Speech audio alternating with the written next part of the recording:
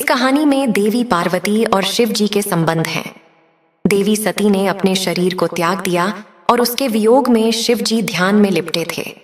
एक दिन हिमाचल राज और उनकी पुत्री पार्वती शिव जी के पास पहुंची। हिमाचल राज को इच्छा थी कि उनकी पुत्री पार्वती शिव जी के साथ विवाह करें, लेकिन शिव जी तप में मग्न थे। सती के बाद उन्हें फिर से विवाह करना नहीं चाहिए था। तुम यहाँ तपस्या में हो, यहाँ कोई तुम्हारी सेवा नहीं करेगा। मैं चाहता हूं कि मेरी पुत्री पार्वती तुम्हारी सेवा करे और यहाँ रहे। पर्वतराज हिमाचल राज ने शिव जी से कहा, मेरे लिए तुम्हारी पुत्री की सेवा की आवश्यकता नहीं है। महिला के कारण ध्यान, वैराग्य और तप कमजोर हो सकते हैं। एकांत में अगर महिला रहेगी तो मेरा तप भंग हो सकता है। इसलिए कृपया मुझे क्षमा करें और अपनी पुत्री को यहाँ से ले जाइए।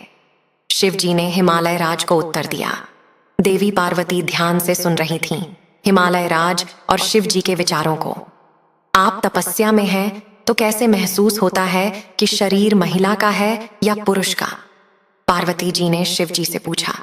शिव जी हैरान हो गए पार्वती जी की बुद्धिमानी को देखकर। आपकी बात सही है, पर मेरी बात भी सही है, शिव जी ने कहा।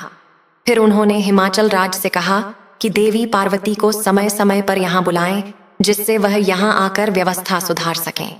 इस कथा में शिव जी और पार्वती जी ने सिखाया है कि हमें अपनी भावनाओं को नियंत्रित करना चाहिए जब हम अकेले में होते हैं। अकेलेपन में विचार गलत दिशा में जा सकते हैं, इसलिए भावनाओं का सही नियंत्रण रखें। पूजा, तप और ध्यान करने वालों को यह समझना चाहिए कि एकाग्रता के साथ कार्य करना आवश्यक है, ताकि मन गलत दिशा में नहीं भटके।